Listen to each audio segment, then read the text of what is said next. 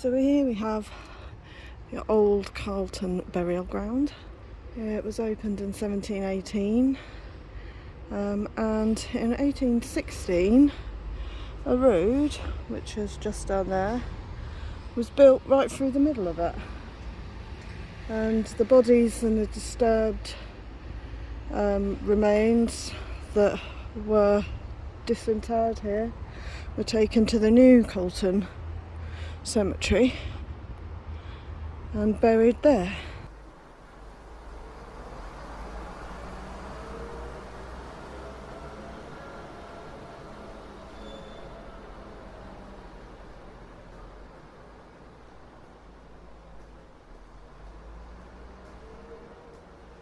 Oh look.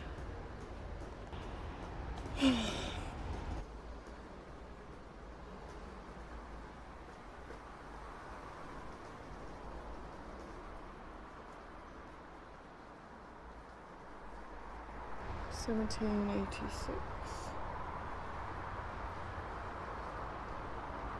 They had such amazing monuments, didn't they?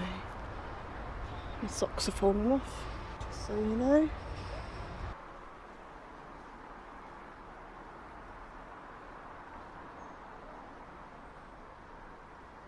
That's a weird one. God, this hill is steep. I'm fed up the hills. Alexander Bell.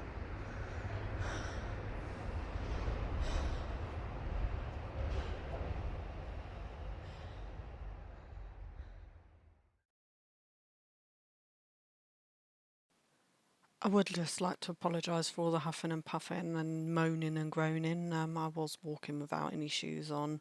My feet were so sore. We'd done so much walking, so I'm so sorry. That is David Hume's tomb, and this is a memorial to the Scottish American soldiers. I thought I'd better give you a bit of a break from all my huffing and puffing and discuss the tomb we just saw of David Hume. So he was born in 1711 and died on the 25th of August 1776.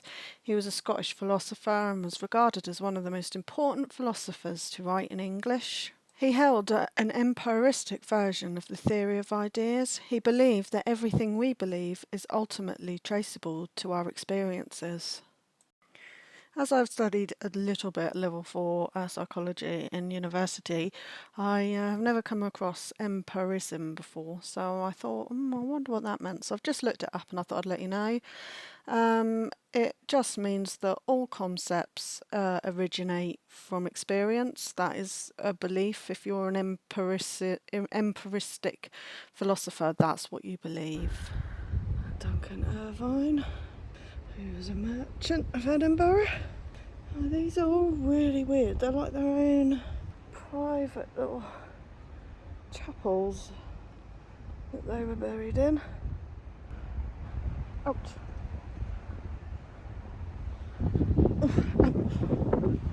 I should put my shoes on, really. They're going over a gravelly bit, but...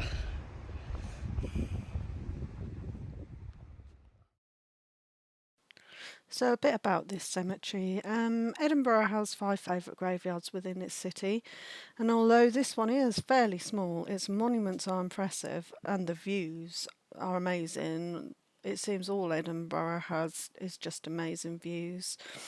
The route up to this graveyard is a set of steps which, as you can see there, they still exist today. So as I said earlier, the road was built through the middle of this burial ground. The road was built significantly lower than the cemetery.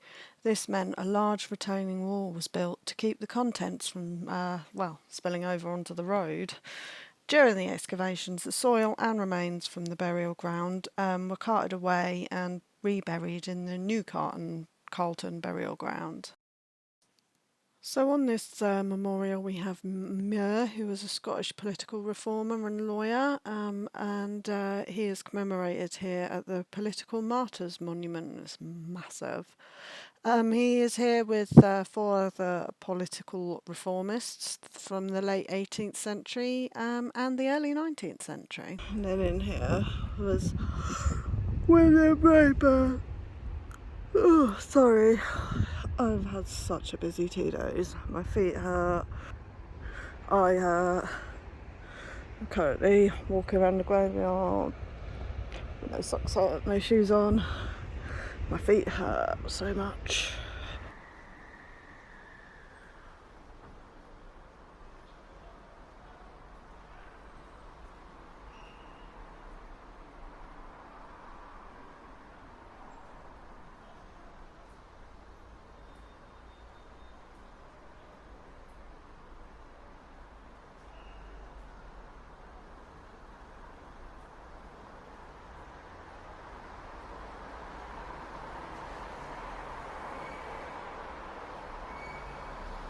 My husband Martin has gone walking up that bloody great big hill up there.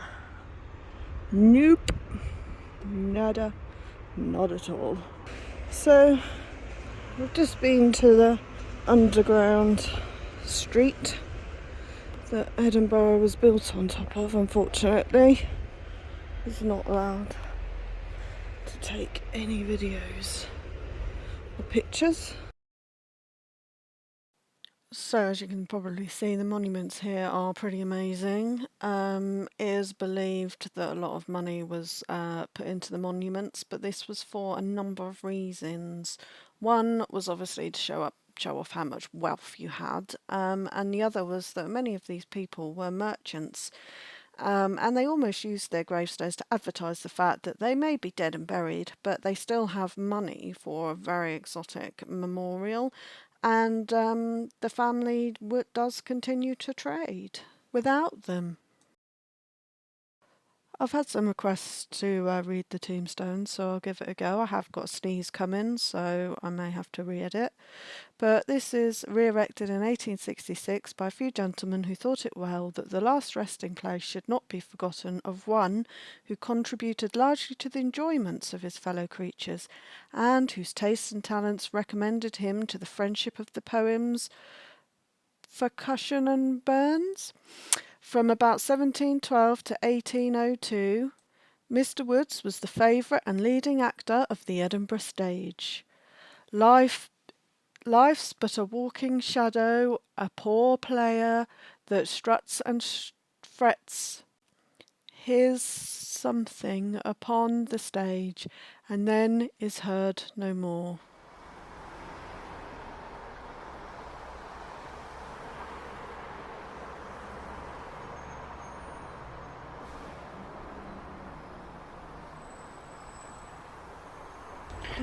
Alright, my shoes are back on. Ow. And you're gonna hear me moaning about my feet. Now my shoes are back on.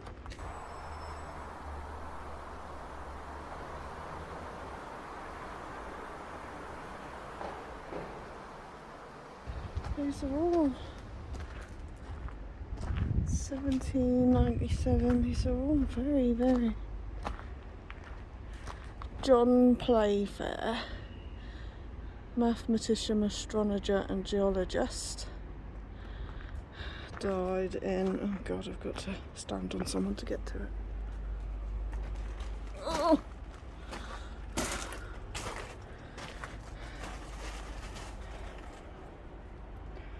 (1819), and then James in 1794. Who was an architect. And then look at all this down here. This is what you see. Remains of the building.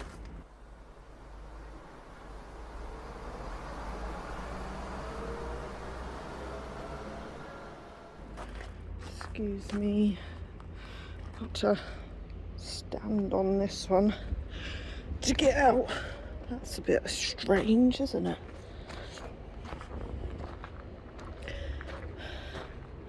As you can see, this goes all the way around.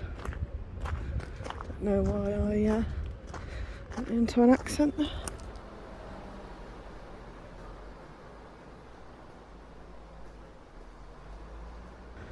I'm not going to go down there because there's people down there. So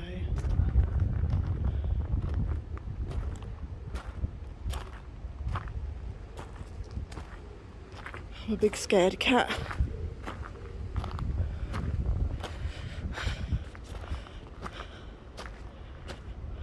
Oh look, son of George Murray, died aged just 1 years old. It's crazy. An old urn. Sorry if I'm whizzing through these. Now I've got hiccups. God, I'm a right moany minnie today, aren't I? Moan, moan, moan. Moan, moan.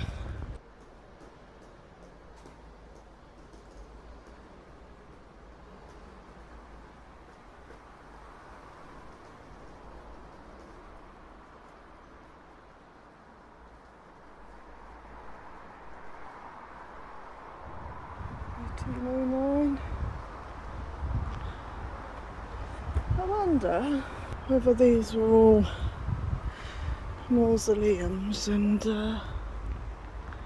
Thomas Hamilton and John Hamilton was a builder.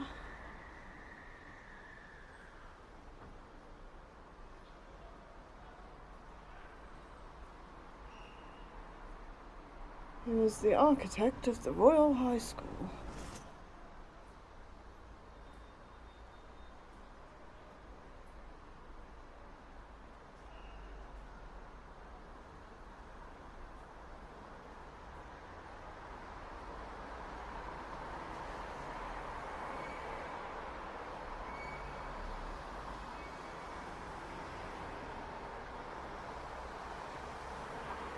Daniel Munro.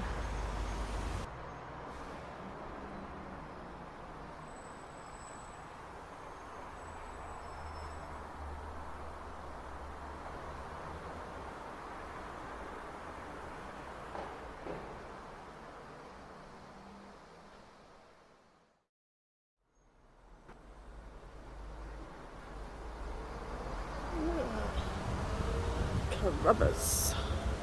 Well, that looks quite neat, doesn't it? John Carruthers.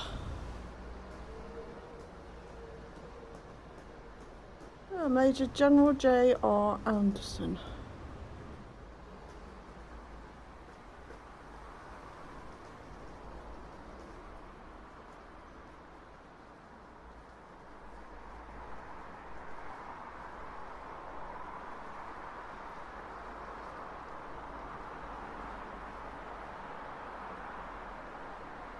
Castle-like building behind there.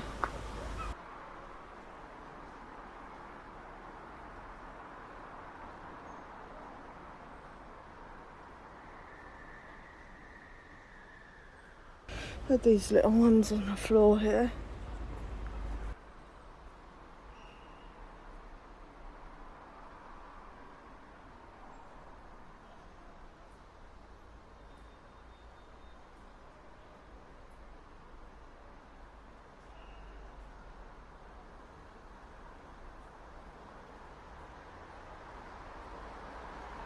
I want a bloody great tomb like this. Like, massive shrine, like as big as that one. Oh, hello! There he is, husband.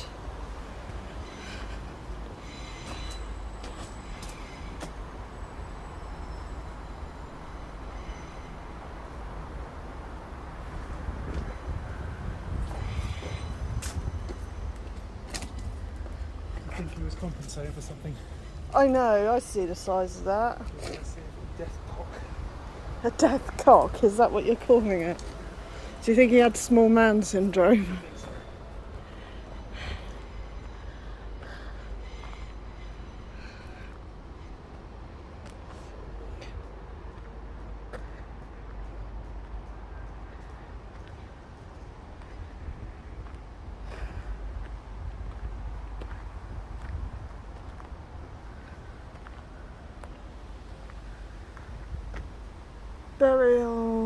Burying ground belonging to Alexander Allen, 1790. Burying ground. It's like burying ground, Yeah. not burial.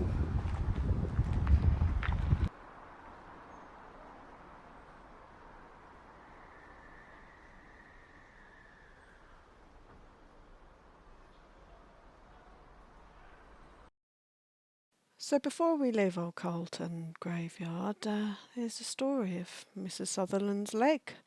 So let's all sit round the fireside and listen to a short story. Mrs. Marion Sutherland was 37 years old at the time. For some reason, she had to have her leg amputated. She did not want to give it over to research or to science, and she wanted a proper burial for it. So that is just what she did. She had it buried in old Carlton Graveyard with a headstone that read, Marion Sutherland's leg. Marion died aged 60 and was reunited with her limb. The tombstone was replaced with the one we see here today, but her and her leg, once reunited, lived heavenly ever after.